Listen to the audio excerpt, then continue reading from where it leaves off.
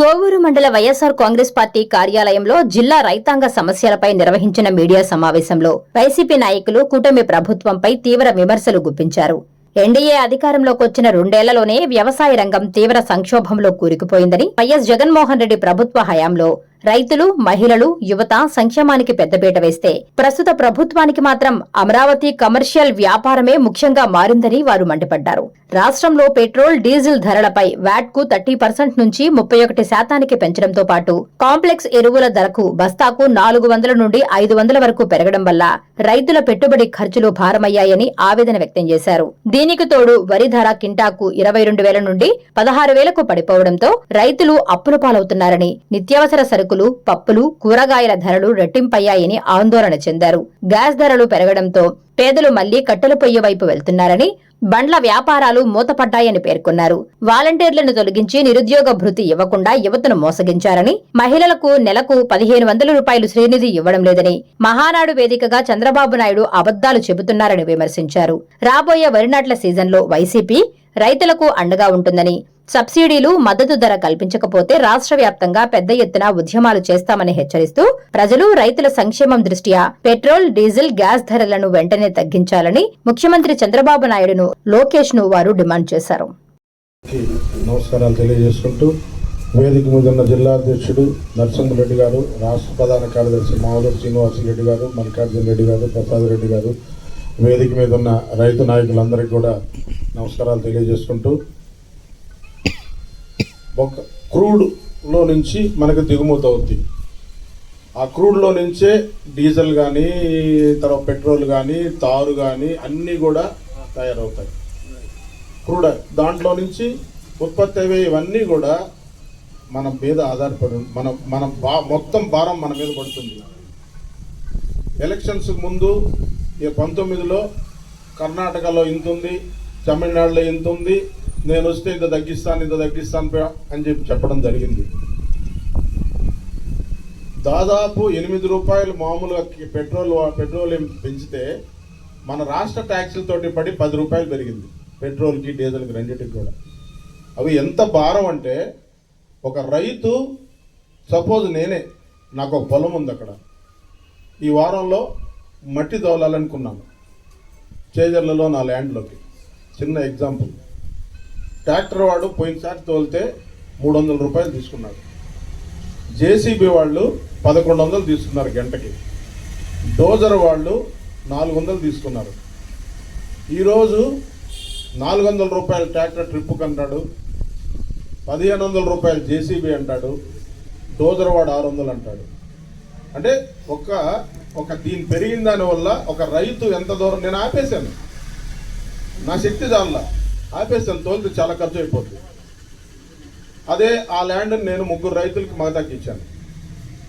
వాళ్ళు ఏం చేశారు, మానేశారు. అసలు మేము ఇవ్వండి, పిండి కట్టలు ఈ విధంగా పెరిగిపోయినాయి, నారాతలో బెంగాల్ వాళ్ళు వస్తుంటే 3,000 అడిగేవాళ్ళు 7,000 అడుగుతున్నారు, ఆపేశారు. అంటే ఒక రైతుగా నేను ఎంత బాధలు పడుతున్నాను, 10 రూపాయలు పెరిగిన దానివల్ల. వాళ్ళు మాటలు చెప్పి తగ్గిస్తామని హ్యాపీగా చూస్తూ ఉన్నారు. ఒక రైతు, చిన్న రైతు ఏం చేయాలి, చిన్న రైతు ఏమైపోవాలి, వాడు అయిపోయింది. రైతు పరిస్థితి అయిపోతే ట్రాన్స్పోర్ట్ వెహికల్స్, చిల్లర సామాన్ తోలే వాళ్ళు ఉంటారు, ట్రాన్స్పోర్ట్, మొత్తం వాళ్ళు కూడా అన్నీ పెంచేశారు. చిల్లర సామాన్ మధ్య తరగతి అంగట్లోకి వెళ్తే కూరగాయల రేట్లు, చిల్లర సామాన్ రేట్లు అన్నీ మామూలుగా ఎట్ట పెంచుతారంటే కొంచెం పెంచుతుంటారు. దీని మీద సాకు పెట్టేసి డబుల్ మినపప్పు ఉంది 100 రూపాయలు 150, పెసరపప్పు ఉంది 120, 150 రూపాయలు. కేవలం ఈ పెట్రోల్, డీజిల్ పెరిగిన దానివల్ల ఎన్ని రకాలుగా మనుషులు అన్యాయం అయిపోతున్నారంటే అది కూటమి ప్రభుత్వం గమనించాలి కదా. తగ్గిస్తా అన్నారు, తగ్గించండి. గ్యాసు మామూలుగా హోటల్స్కి ఇచ్చే మామూలు డొమెస్టిక్ గ్యాస్ కాకుండా కమర్షియల్ గ్యాస్ పెరిగిన దానివల్ల 10 రూపాయలకి ఇచ్చే 2 ఇడ్లీలు, 20 రూపాయలకి ఇచ్చే 2 ఇడ్లీలు, 30 రూపాయలకి 2 ఇడ్లీలు ఇస్తున్నారు. ఎక్కడ తినాలి పేదలు? పాపము బళ్ళ మీద వాళ్ళు ఎలా అమ్ముకొని ఎలా బతకాలి? బళ్ళని ఎత్తేసారు, ఆల్మోస్ట్ వాళ్ళు పాత రోజులకు వచ్చేసారు. కట్టెలు ఎక్కడెక్కడ ఉన్నాయో కట్టెలు ఏరుకొని కట్టెలతో వంటలు చేయాల్సిన పరిస్థితి వచ్చేసారు. గ్యాస్ పెరిగిన దానివల్ల డొమెస్టిక్ వాళ్ళు అన్యాయం అయిపోయారు, కమర్షియల్ వాళ్ళు అన్యాయం అయిపోయారు. గ్యాస్ని పట్టించుకోవడం లేదు. మన దేన్ని కూడా రైతులను పట్టించుకోవడం లేదు. మరి ఎలా మనం ఏం చేస్తున్నాం? ఇప్పుడు మహానాడు జరుగుతూ ఉంది, దాదాపు 500 మంది వేదిక మీద ఉన్నారు. బాబు గారు మాట్లాడుతూ ఉంటే అందరికీ తెలుసు బాబు గారు అబద్ధం చెప్తున్నారని, అందరికీ తెలుసు. ఆయనే పాపం చప్పట్లు కొట్టమని చెప్తా ఉన్నాడు. చేతులు ఎత్తండి, చేతులు ఎత్తండి, చేతులు ఎత్తండి నేను చెప్పింది నిజమేనానని. అన్ని అబద్ధాలని వేదిక మీద ఉన్న వాళ్ళకి తెలుసు, వేదిక ముందున్న వాళ్ళకి తెలుసు మనకు చెప్పే అన్ని అబద్ధాలని. ఈ విధంగా రైతులు, మధ్యతరగతి కుటుంబీకులు అందరూ కూడా అన్యాయం అయిపోతున్నారు. దీన్ని గమనించుకొని ఆ మేధావి చంద్రబాబు నాయుడు గారు ప్రజల్ని ఏం చేయాలనుకుంటున్నాడో చూసి నిజంగా కూడా ఇప్పుడు పెరిగిన పెట్రోల్ ధరని ఏ విధంగా తగ్గించగలగాలో తగ్గించాలి. గ్యాస్ మళ్ళా 50 రూపాయలు పెంచుతారని యూట్యూబ్లో వాటిలన్నింటిలో ఛానల్స్లో వస్తూ ఉంది. మొన్న 50 పెంచారు, 970కి వెళ్ళింది. ఇప్పుడు మళ్ళీ 50 పెంచి 1000 చిల్లరకి వెళ్ళాలని గ్యాస్ కూడా చెప్తా ఉన్నారు. ఏమైపోతారు ప్రజలు? నిజంగా మన ప్రభుత్వం ప్రజల్ని కాపాడాల్సిన బాధ్యత వచ్చింది. ప్రజల్ని ఖచ్చితంగా కాపాడుకోవాలంటే అన్నిటికీ ఆధారమైన డీజిల్, పెట్రోల్, అవి 2 గ్యాస్, అవి 3 తగ్గించగలిగితే ఈ ప్రభుత్వం ప్రజలు సంతోషంగా ఉంటారు. అది చేయాలని కోరుకుంటున్నా. ముఖ్యమంత్రి చంద్రబాబు నాయుడు గారికి, ఆయన యాక్టివ్ కాబోయే ముఖ్యమంత్రి లోకేష్ గారికి, ఇద్దరికి కూడా మనవి చేసుకుంటా ఉన్నా. గురించి మనం మాట్లాడలే ఇప్పుడు దాకా. మొన్న మాట్లాడుతున్నాడు ఒక పెన్షన్ సభలో చంద్రబాబు నాయుడు గారు, 23 నెలల్లో నేను ఒక్క రూపాయి కూడా కరెంటు పెంచలా, ఈ మిగతా 3 సంవత్సరాలు కూడా ఒక్క రూపాయి కూడా కరెంటు పెంచను. మీరందరూ గుండెల మీద చేసుకొని చెప్పండి, వెనకున్న వాళ్ళు మీరు కరెంటు బిల్లు పెంచలేదా? 23 నెలల్లో 23,000 కోట్లు కరెంటు బిల్లు పెరిగింది. 23,000 కోట్లు కరెంటు బిల్లు పెరిగింది. ప్రతి ఒక్కరికి ప్రతి బిల్లులో ఈ నెల వచ్చిన బిల్లు నెక్స్ట్ మంత్ పెరిగే ఉంటుంది.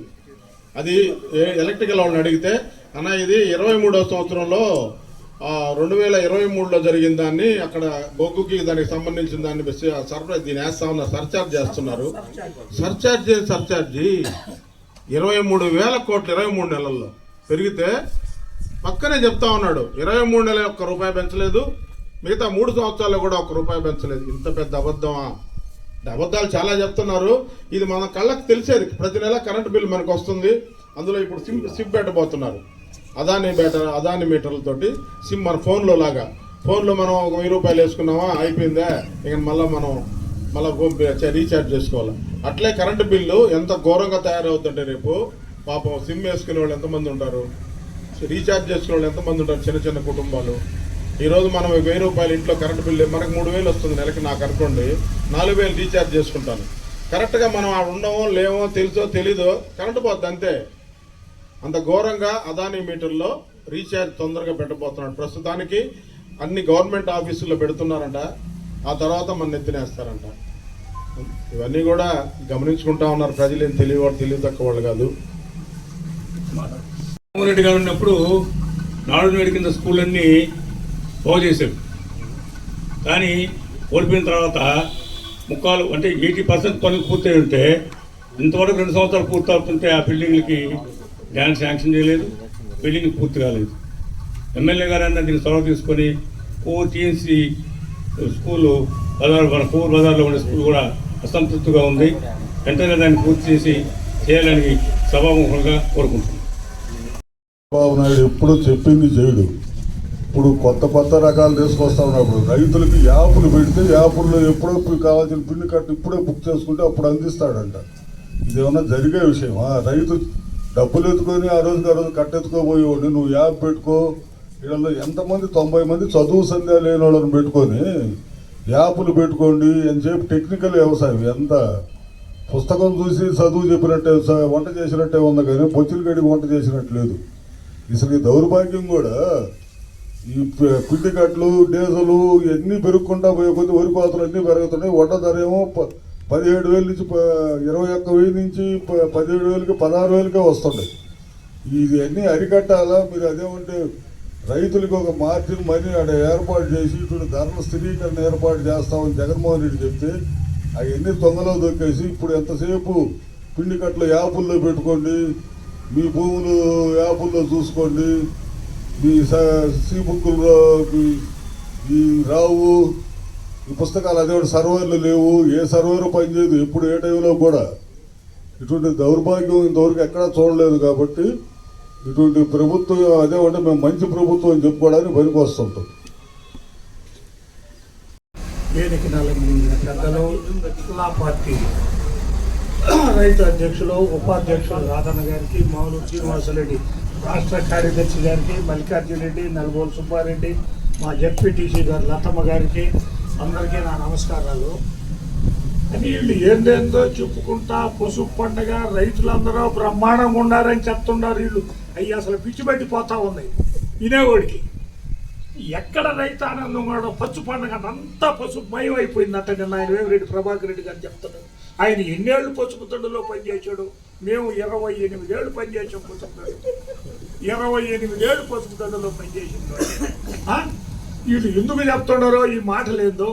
నిన్న ఒక ఆయన చెప్తున్నాడు, సెంట్రల్ మినిస్టర్ ఆయన పెమ్మసాని చంద్రశేఖర్, ఆయన ఎప్పుడు వచ్చాడో తెలుగుదేశం లేక అర్థం కాదు. దయాపురం వాళ్ళు పోలవరంలో కొట్టుకుపోయిన దానికి జగన్ అసమర్థత అంట. కళ్ళు మూసుకున్నావా నువ్వు? నీకు అసలు వ్యవసాయం డ్యామ్ గురించి తెలుసా నీకు? ఫారిన్ కంట్రీలో ఎన్ఆర్ఐ డబ్బులు సంపాదించుకొని 200 కోట్లతో సీటు కొనుక్కొని ఎంపీ అయ్యి మినిస్టర్ అయ్యావు నువ్వు. పోలవరం ఎక్కడ దెబ్బతిన్నది అనేది నీకు తెలుసా? డైరెక్ట్ ప్రధానమంత్రి నరేంద్ర మోడీయే చెప్పాడు. ఏటీఎంగా వాడుకుంటున్నాడో చంద్రబాబు పోలవరాన్ని అని గుంటూరు సభలో నల్ల జెండాలు నిరసన చూపించాడు ఆ చంద్రబాబు. అంతా దురదృష్టం. మీ గొప్పలేదో మీరు చెప్పుకోండి, మహానాడులో మాకు ఇబ్బందిలే, మేము వింటాం. ఎంతసేపుకి జగన్మోహన్ రెడ్డి ఇదేనా? గ్యాసులు పెంచారు. అదే ఒక్క చిన్న విషయం, ఏబిఎన్ వాళ్ళకి ముట్టుకు కృతజ్ఞత చెప్తున్నా నేను, కంగ్రాచులేషన్. ఏబిఎన్ ఆయన అడిగాడు మొన్న,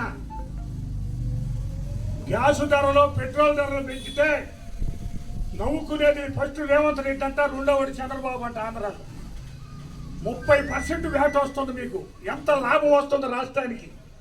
2 సంవత్సరాలు కరోనాలో 4 రూపాయలు పెట్రోల్ ధర తగ్గించలేక జగన్మోహన్ రెడ్డి నానా తంటాలు పడ్డాడు. మీరు పోయి పెట్రోల్ బంకులు కాదు సెల్ఫీలు తీసుకొని మేము వస్తే తగ్గిస్తాం, ఎరగదేస్తాం అన్నారు. ఇవాళ 8 పెరిగింది. డైరెక్ట్ మీ పత్రికే ఏబిఎన్ ఆయనే చెప్పాడు, 30% 31% వ్యాట్ పెరిగింది రాష్ట్రానికి. 10% తగ్గించవచ్చు మీరు పెట్రోల్ డీజిల్ మీద అని చెప్తే మీరేం నిద్రపోతుండారా? మీ కూటమి ఎమ్మెల్యేలు జల్సాలు చేసుకుంటున్నారా అని ఈ సభాముఖంగా అడుగుతున్నా నేను. ఏం చేస్తున్నారు?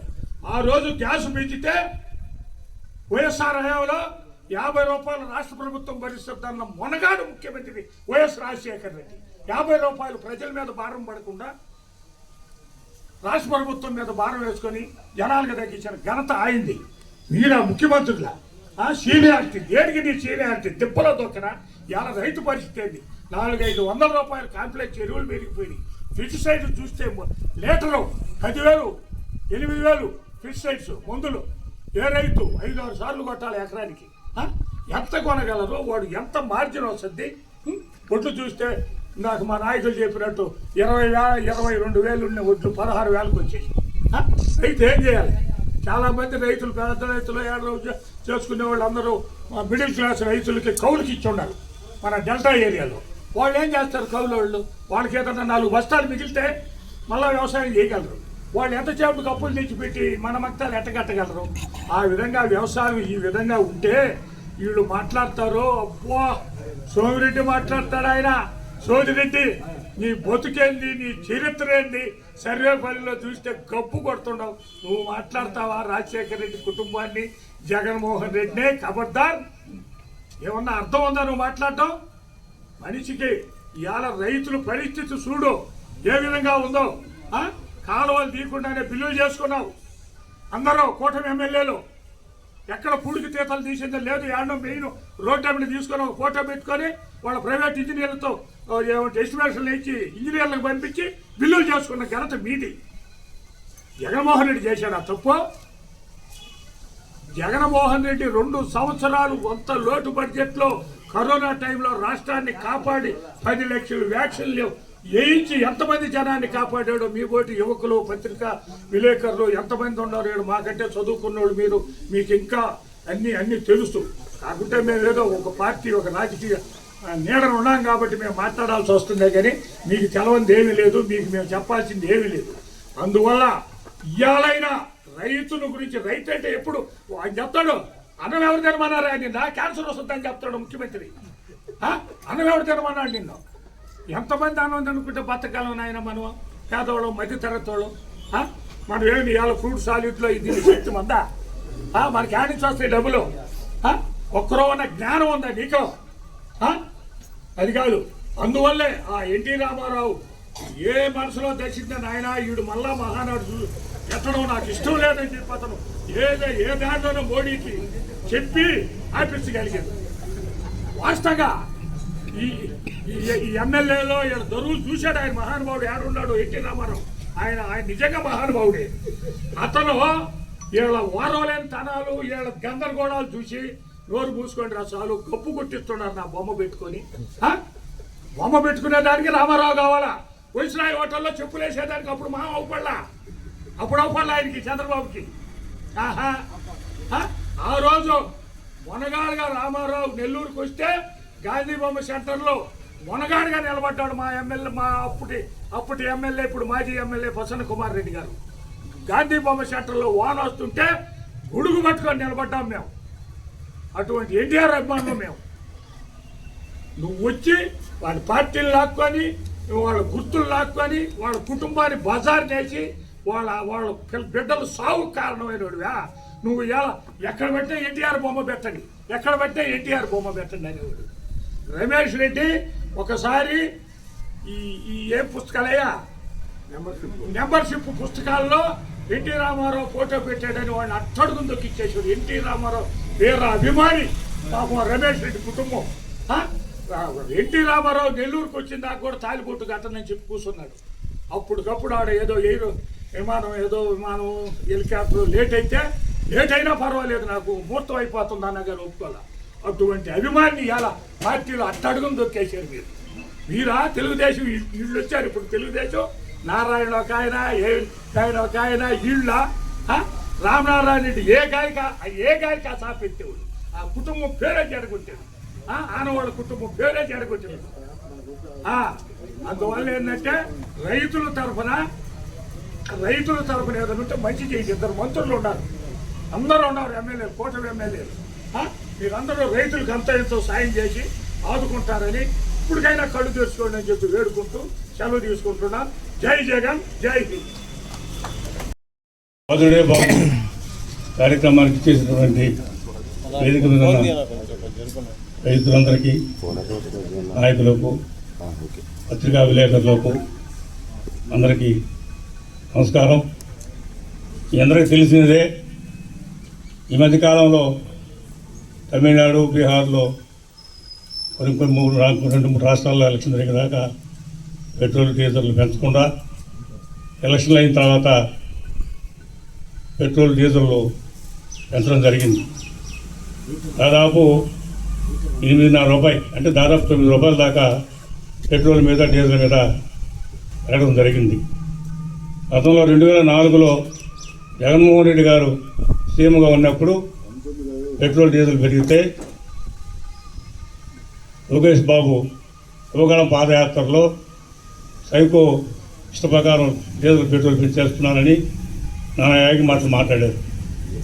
ఇప్పుడు కూటమి ప్రభుత్వం ఏ విధంగా మరి ఈ విధంగా 8.5 రూపాయలు పెంచారు. పెంచింది కాకుండా రైతుల మీద భారం. ఇప్పుడు డీజిల్ పెరగగానే రైతులు ట్రాక్టర్లు దుక్కులు దున్నేవాళ్ళు దుక్కు రేట్లు పెంచేస్తారు. తర్వాత ట్రాన్స్పోర్ట్, ఏదైనా సరుకులు వచ్చేవన్నీ ట్రాన్స్పోర్ట్ పెరుగుతాయి, నిత్యావసర వస్తువులు రేట్లు పెరుగుతాయి.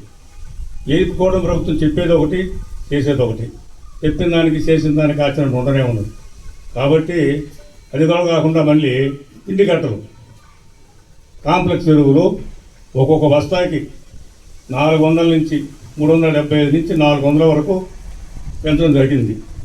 ఈ విధంగా పెంచుకుంటూ పోతే రైతు రాబోయే రోజుల్లో వ్యవసాయం చేయడం దండగని ఖచ్చితంగా మానేస్తారు. ఆల్రెడీ బాబు గారు చెప్పుకున్నారు, వ్యవసాయం చేయబోతున్నాయా, చేస్తే మీకు గిట్టుబాటు కాదు అని చెప్తానే ఉన్నాడు. కాబట్టి ఎన్ని పెంచేస్తే అట్లా చేయకుండా పోతాడు ఉద్దేశంతో చేసినట్టుంది. కానీ ఈ విధంగా చేస్తే రాబోయే రోజుల్లో యువతలకు ఉద్యోగాలు లేవు. ఏదో కొంత పొలాలు తీసుకుని కౌలు చేసుకుంటున్నారు. ఆ కౌలు చేసుకునే వాళ్ళు కూడా మానేస్తారు. ఎందుకంటే ఈ విధంగా రేట్లు పెరిగిపోతే నాణ్యతలు చూస్తే ఎకరాకి 5,000, ఇంటికాడలు చూస్తే అన్ని కాంప్లెక్స్లు పెరిగినాయి. ఉదాహరణకి ఇప్పుడు పాంప్లెట్ చూపిస్తాను చూడండి.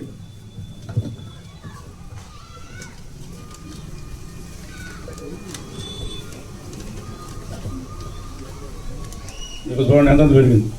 450 రూపాయల నుంచి 375 రూపాయల దాకా పెరిగినాయి. 9 రకాలు ఒక్కొక్క బస్తాకి, అంటే 50,000 బస్తాకి.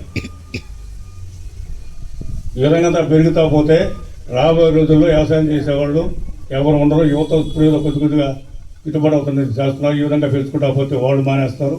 పొలాలన్నీ కూడా పడిపోతాయి. రాబోయే రోజుల్లో ఆహార ధాన్యాన్ని కూడా కొరత పరిపరిస్తుంది. తర్వాత ఇంతవరకు కోవూరులో జగన్మోహన్ రెడ్డి గారు ఉన్నప్పుడు భూ సర్వే చేసి 6 నెలలకో 3 నెలలకో ఇమీడియట్గా పాస్ పుస్తకాలు ఇచ్చేవాళ్ళు. ఇప్పుడు అదంతా పొలాలన్నీ తీసేసుకుంటాడని ఎలక్షన్ టైంలో చెప్పి చంద్రబాబు నాయుడు గారు దాన్ని జనాలు మభ్యపెట్టి గెలిచాడు. గెలిచిన తర్వాత 26లో గెలిచాడు. గెలిచిన తర్వాత ఈయన మళ్ళీ భూ సర్వే పెట్టాడు. భూ సర్వే పెట్టి దాదాపు 2 ఏళ్ళు అయిపోయింది. అంటే 24 రోజులు పెట్టి 26 ఎక్కువ వస్తుంది. 2 ఏళ్ళు అంటే ఇంకొక 6 రోజులకి 2 సంవత్సరాలు ప్రభుత్వం వచ్చి, అది 2 సంవత్సరాలుగా భూ సర్వే చేశాడే కానీ ఇంకా కొన్ని ఏరియాలో పాస్బుక్లు ఇవ్వనేలే. అమ్ముకునేవాడు ఇబ్బంది పడుతున్నాడు, కొనుక్కునేవాడు ఇబ్బంది పడుతున్నాడు.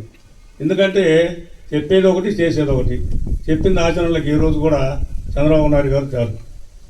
ఆ రోజుల్లో జలయజ్ఞంలో భాగంగా రాజశేఖర రెడ్డి గారు నెల్లూరు బ్యారేజీ, రంగం బ్యారేజీ శంకుస్థాపన చేస్తే కొన్ని అనివార్య కారణాల వల్ల రాజశేఖర రెడ్డి గారు చనిపోయారు. తర్వాత చంద్రబాబు నాయుడు మళ్ళీ సీఎం అయ్యారు. కనీసం ఆ 2 బ్యారేజీలకి కంపడి మట్టి కొట్టేశారు అక్కడ. మళ్ళీ రైతుల పక్షపాతి జగన్మోహన్ రెడ్డి గారు గెలిచిన తర్వాత 2 బ్యారేజీలు పూర్తి చేసుకోగలిగాం. లేకపోతే ఆ 2 బ్యారేజీలు అట్టే ఉండేవి బాబు గారు ఉంటే. మళ్ళీ జగన్మోహన్ రెడ్డి రైతుల పక్షపాతి కాబట్టి మళ్ళీ గెలిచాడు. గెలిచిన తర్వాత 2 బ్యారేజీలు పూర్తి చేశాడు.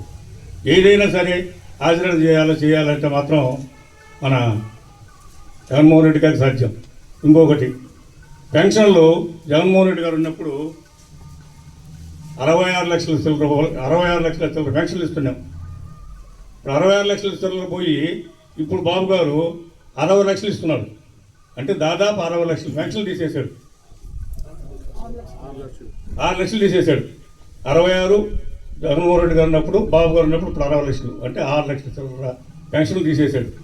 మేము మాత్రం 4,000 ఇచ్చామని చెప్పడం తప్ప 6 లక్షలు తీసేస్తే ఎంత అమౌంట్ దక్కద్ది? కొత్త పెన్షన్లు ఇంతవరకు ఇచ్చారు అక్కడ. చెప్పేది ఒకటి, చేసేది ఒకటి. ఏది కూడా చేసే పాపన పోదు. 3,20,19,000 చిల్లర మనం జగనన్న లేఅవుట్లో ఇళ్ల స్థలాలు ఇస్తే ఇంతవరకు దాంట్లో ఇళ్ల స్థలాలు కట్టుకుని ఇల్లు కట్టుకునే వాళ్ళు కూడా ఇంకా పూర్తి చేయలేం. 2 సంవత్సరాలకు గాను 1 సెంటు పేదవాడికి ఇచ్చింది లేదు బాబు గారు. మేము మాత్రం రైతుల పక్షపాతం అంటాడు, పేద పక్షపాతం అంటాడు చెప్తాడు.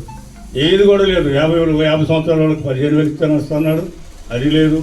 నిరుద్యోగ 15,000 అన్నాడు, 1,500 అన్నాడు, అది లేదు. చెప్పింది ఏది రోజు కూడా ఆచరణ చేయడు. బాబు చెప్పేది ఒకటి, చేసేది ఒకటి. ఒక చిన్న ఉదాహరణ, రామారావు చనిపోయిన తర్వాత మహానాడు పెట్టిన కానించి రామారావు గారికి భారతరత్న ఇవ్వాలని మాత్రం చెప్తానే ఉంటాడు. మహానాడులో తీర్మానం చేసి పంపిస్తుంటాడు. ఈ రోజుకి ఆ తీర్మానం చేయడమే కానీ తీర్మానం అయిపోయిన తెల్లారి మహానాడు అయిపోయిన తర్వాత ఇంకా దాన్ని పట్టించుకునే పరిస్థితి ఉండదు. మరి అటు నందమూరి కుటుంబాన్ని పోయి వాళ్ళని మభ్యపెట్టడానికి, కార్యకర్తలు మభ్యపెట్టడానికి తప్ప ఆయన చెప్పే పని ఏ రోజు కూడా ఆచరణలో 100% ఉండదు. కాబట్టి వెంటనే రైతులకి, మా జిల్లా రైతులకి ఇక్కడ మాకు వసతి లేదు. ఈ నెల్లూరు జిల్లాకి ఏంటంటే ఇక్కడ ఉడ్లార పోసుకున్నానికి వసతి లేదు, డెల్టా ఏరియా కాబట్టి. మేము ప్రభుత్వాలు ఇచ్చినప్పుడు చెప్తా ఉన్నాం, మాకు ఇక్కడ ఉడ్లంట పోసుకున్నానికి వసతి లేవు కాబట్టి మాకు యార్డులు ఏర్పాటు చేయాలి. తర్వాత లేదు రైతులైనా కట్టించాలి. ఇప్పుడు గోడౌన్లు కూడా మాకు అంత ఫెసిలిటీ లేదు, గోడౌన్లు కట్టించాలి. అందరినీ కూడా రైతులను ఆదుకోవాలని నేను సభాముఖంగా చెప్తూ ఈ అవకాశం ఇచ్చిన పెద్దగా ధన్యవాదాలు సెలవు. మరియు నియోజకవర్గ మరియు మండల స్థాయి రైతు నాయకులకి ప్రత్యేక ధన్యవాదాలు తెలుపుకుంటున్నాను. అదేవిధంగా పత్రికా విలేకరులకి మరియు ప్రింట్ మీడియా మరియు ఎలక్ట్రానిక్ మీడియా వారికి కూడా ప్రత్యేక ధన్యవాదాలు తెలుపుకుంటున్నాను. ఈరోజు ఆంధ్రప్రదేశ్ రాష్ట్రంలో రైతుల పరిస్థితి మరీ దారుణంగా, ఎంత దారుణం అంటే రైతు ఈరోజు అనేక కష్టాలు పడుతున్నాడు. రాష్ట్ర ప్రభుత్వం తీసుకునే నిర్ణయాలు, కేంద్ర ప్రభుత్వం తీసుకునే నిర్ణయాలు చూస్తుంటే రైతు ఏ స్థాయికి వెళ్ళిపోతాడో, రైతు పని ఆపేసి ఇంకేదైనా పని చేసుకునేదానికి వెళ్ళిపోతాడో అనే పరిస్థితిలో ఈరోజు రైతులు మరియు అదేవిధంగా ప్రజలు కూడా భావిస్తున్నారు. ఎందుకంటే జగన్మోహన్ రెడ్డి గారు, అదేవిధంగా రాజశేఖర రెడ్డి గారు, అదేవిధంగా గతంలో పనిచేసినటువంటి సీనియర్ సీఎంలు అయితే ఏమి ప్రజల గురించి ఆలోచించేవాళ్ళు, రైతుల గురించి ఆలోచించేవాళ్ళు, యువత గురించి ఆలోచించేవాళ్ళు, అదేవిధంగా అవ్వాతాతల గురించి మరియు అదేవిధంగా స్త్రీల గురించి ఆలోచించేవాళ్ళు. ఇక్కడ కేవలం ఒక కమర్షియల్, అది ఒక అమరావతి. రైతుల గురించి పట్టించుకునే పరిస్థితి లేదు.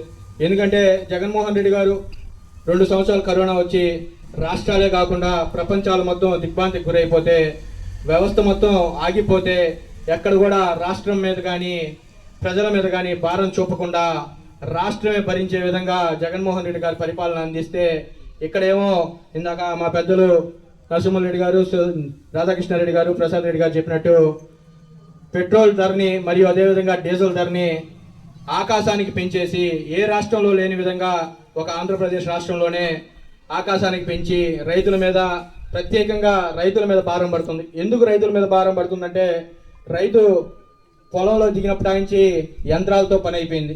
రైతు దుక్కి దున్నించుకోవాలంటే ట్రాక్టర్లు కావాలా, మందు చల్లాలంటే స్ప్రేయర్లకి పెట్రోల్ కావాలా, అదేవిధంగా ఉరుకోత కొయ్యాలనుకుంటే ఉరుకోత మిషన్లకి డీజిల్ కావాలా. ఇలా ప్రతిదీ రైతు మీద భారం పడిపోతుంది. రైతు మీద భారం పడింది డీజిలే అనుకుంటే, మళ్ళీ రాష్ట్ర ప్రభుత్వం ఫెర్టిలైజర్స్ మీద కూడా భారీగా భారం వేశారు రైతుల మీద. 400 రూపాయలు అన్నిటి మీద భారాలు పెంచడం ఈరోజు రైతు పరిస్థితి మరి దారుణంగా అయిపోయింది.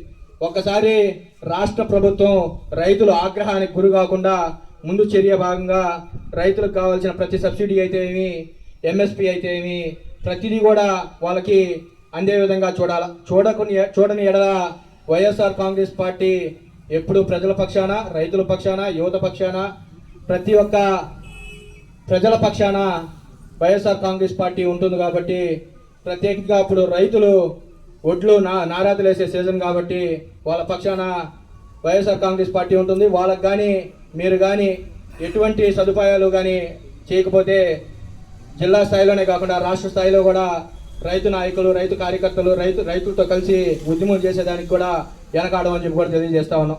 అదేవిధంగా రాష్ట్ర ప్రభుత్వానికి కూడా తెలియజేస్తా ఉన్నాం. ఈరోజు అనేక మంది ఇబ్బందులు పడతా ఉన్నారు. మెయిన్గా యువత.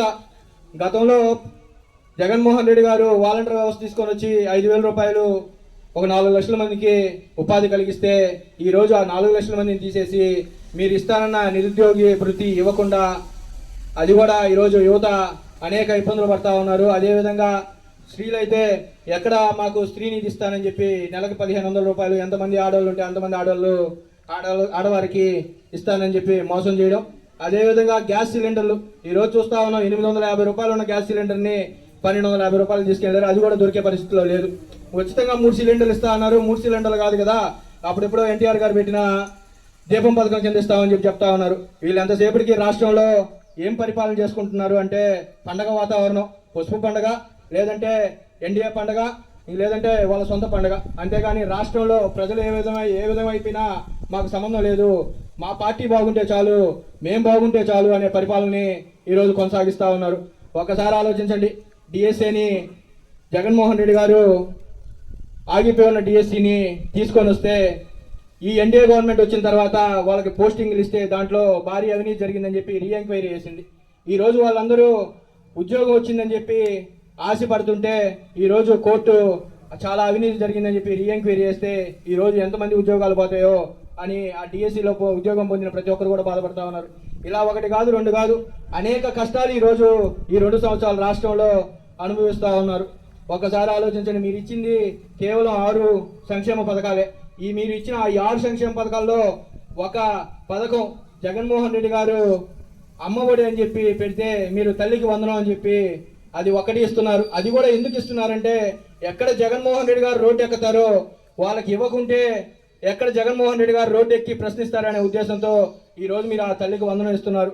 అదేవిధంగా ఒక పెన్షన్ ప్రక్రియ, గతంలో పెన్షన్ ప్రక్రియ వాలంటీర్ వ్యవస్థ ద్వారా ఇస్తుంటే ఈరోజు ఆ వాలంటీర్ వ్యవస్థ తీసేసి ఒక పెన్షన్ ఇచ్చేదానికి సీఎం గారు 2 కోట్లు ఖర్చు పెడతా ఉన్నారు. ఈ 2 సంవత్సరాలు ఒక పెన్షన్ ఇచ్చిన పాపానికి పోలా. ఇందాక మా పెద్దలు చెప్పినట్టు 66 లక్షల పెన్షన్లు ఉంటే ఈ రోజు పోయిన నెలకి 60 లక్షల రూపాయలు 60 లక్షలు పెన్షన్లు ఇస్తున్నారు. 6 లక్షల పెన్షన్లు తీసేశారు. చాలా గొప్ప ప్రభుత్వం, మంచి ప్రభుత్వం. ఇట్లాంటి పరిపాలన నాకు తెలిసి చరిత్రలో ఏ సీఎం చేస్తుండో కేవలం ఒక చంద్రబాబు నాయుడు గారే చేస్తా ఉన్నారు. అది వాళ్ళు చెప్పుకునేది ఎట్టుందంటే నిజంగా ఈరోజు జనం ఏమనుకుంటున్నారంటే నిజంగా ఇచ్చేసారా అనే భ్రమలో ఉన్నారు. నిన్న మహానాడులో ఒక్కొక్క ఎమ్మెల్యే గారు చెప్తా ఉంటే నిజంగా ఆశ్చర్యం అనిపిస్తుంది. ఒకరేమో 15,000 ఆడవారికి ఇచ్చేసామంటారు, ఇంకొకరేమో నిరుద్యోగ వృత్తి లేకుండా అందరికి ఇచ్చేసామంటారు. అదేవిధంగా ఇంకొకరికైతే గ్యాస్ సిలిండర్లు ఇచ్చేసామని చెప్తున్నారు. అదేవిధంగా ఒక్కొక్క సంక్షేమ పథకాన్ని ఒక్కొక్క ఎమ్మెల్యే ద్వారా తీర్మానాలు పాస్ చేసి ఇచ్చేసామని చెప్తా ఉన్నారు. ఇదంతా దగా ప్రభుత్వం, మంచి ప్రభుత్వం కాదు. వాళ్ళు 2019 నుంచి 2020 దాకా ఒకటే కార్యక్రమం చేశారు. మొత్తం మీద 5 సంవత్సరాల్లో ప్రజల తరపున నిలబడి చేసిన కార్యక్రమం ఏమైనా ఉందంటే ఒకటే కార్యక్రమం, అదే బాదుడే బాదుడు ఎప్పుడు జగన్మోహన్ రెడ్డి గారు చేయాల. 2024లో అధికారంలో వచ్చిన తర్వాత, అధికారంలో జూన్ 4వ తేదీ అధికారం చేపట్టిన తర్వాత ఈ రోజు దాకా 2 సంవత్సరాలు పూర్తవుతుంటే ప్రజల మీద అనేక బాదుడే కార్యక్రమాలు చేసింది, బాధతా ఉండేది చంద్రబాబు నాయుడు గారు. మరియు అదేవిధంగా వాళ్ళకి అనుబంధంగా ఉండే కొన్ని పార్టీలు, బీజేపీ అయితేమి, జనసేన అయితేమి. నేను మళ్ళీ చెప్తా ఉన్నా, రైతుల పక్షాన రైతుల తరపున చెప్తా ఉన్నా, రైతులకు వెంటనే వాళ్ళకి రావాల్సిన ఏదైనా సబ్సిడీలు అయితే ఏమి, వాళ్ళకి రావాల్సిన ఏదైనా మిషనరీ అయితే ఏమి సబ్సిడీ రూపాన ఇచ్చి వాళ్ళని ఆదుకోవాలా. వాళ్ళు ఈ రోజు నిజంగా చెప్తా ఉన్నాం, 19,250 రూపాయలు వాళ్ళకి ధర నిర్ణయిస్తే పోయినసారి క్రాప్ లో వాళ్ళకి 16,000 రూపాయలకి వడ్లు కొనే పరిస్థితి. ఈ రోజు అదే వడ్లు 28,000, 29,000 అమ్ముతున్నారు. ఎందుకంటే రైతు దగ్గర ఎక్కడ వడ్లు లేవు, ఉండేది కేవలం రైస్ మిల్లర్ల దగ్గరే. వాళ్ళు బాగుపడుతున్నారే కానీ కష్టపడి 6 నెలలు రైతు వడ్లు పండించిన రైతు ఏడా మేలు చెందట్లా. ఒకసారి ఆలోచించండి. ఇదే ఇంకోటి ఏంటంటే మనకి కోవూరు మండలంలో 100 ఎకరాల పొలం ఉంది. షుగర్ ఫ్యాక్టరీని ఈరోజు ఐటీ హబ్గా మార్చాలని చూస్తూ ఉన్నారు.